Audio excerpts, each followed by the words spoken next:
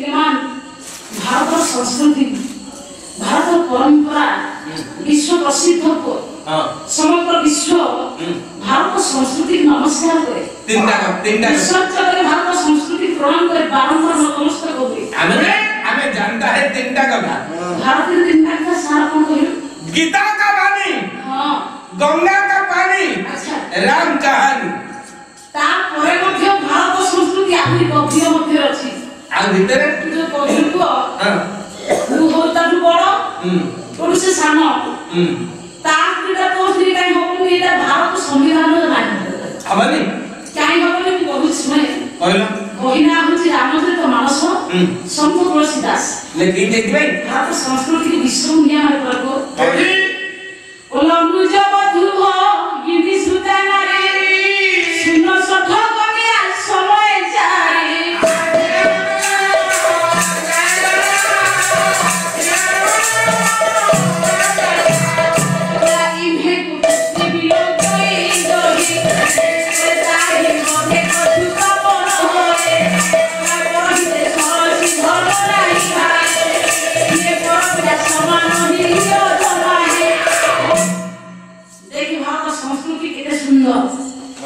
केते महान देखे विश्व प्रसिद्ध काहे भारत संस्कृति तुलसीदास अनुज कहिले भाई अनुज भाई बंधु भाई स्त्री होतर भाई बंधु निज पुअर स्त्री माने बहु सुता कहिले निज झियो भगिनी कहिले निज भौणी ई चारि जनकर पवित्र संपर्क याଙ୍କୁ पाप दृष्टि देखिबा दूर कथा याଙ୍କୁ पाप कथा कहिले कवि कहिले याଙ୍କୁ बद्ध कले मध्य पाप हबनी ना दिहि पर मर्डर कले चलियो एथि पई अक्षरम को लेखि ना गया न जानू की परस्ती हरण की दोष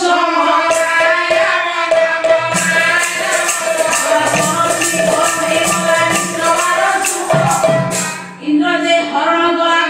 महारी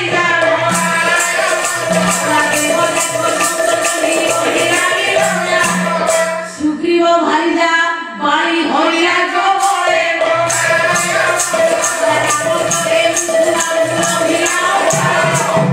सेथि भाई भारत संस्कृति आदि विश्व प्रसिद्ध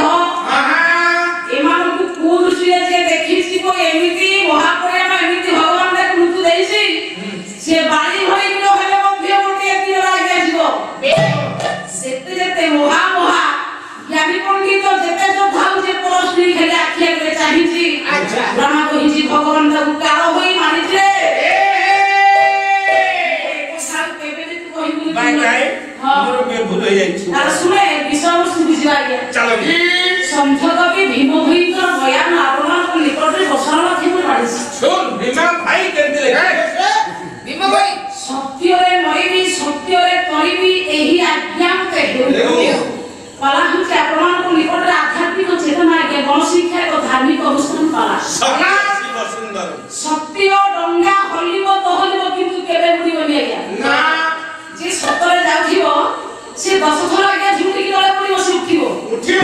आ असत मार्गरे जे गोटे थर झुंडी की तळे पडिबो उठिबो नि पाउ नहीं से काळू पडा दिबो सेंत खायो पंडित मंडळी संसार मध्ये सर्वश्रेष्ठ सत्य होची सत्य कवि कहिले सत्य को যদি সাধন করিব তাহলে সত্য নারায়ণ প্রাপ্ত হবে সত্যକୁ যে ধারণ করে নাম করে মনন করে কীর্তন করে তাকে ব্যবহার করে কার্যে লগায় এমন পণ্ডিত মণ্ডলী সে কেউ ধীরে পরাস্ত হয়ে বিজয়ের সফল সিঁড়ি উপরে সে পৌঁছে এইথিপাই কথা বস্তু নিয়ে আজ বিষয় বস্তু পড়িতে এমিতি কেউ ভক্তি সত্য আছে এমিতি সত্য আসই হেলা যাহার কিংবদন্তি যাহার স্বতন্ত্র উদাহরণ যাহার মানবিক ব্যবহার দ্বারা জগৎ আজ এতে শান্তির বার্তা দেলা যে যাহার কীর্তি ইতিহাস অনুসারে বিপদ হয়ে রহিলা আসুন আগে সেই স্বতন্ত্র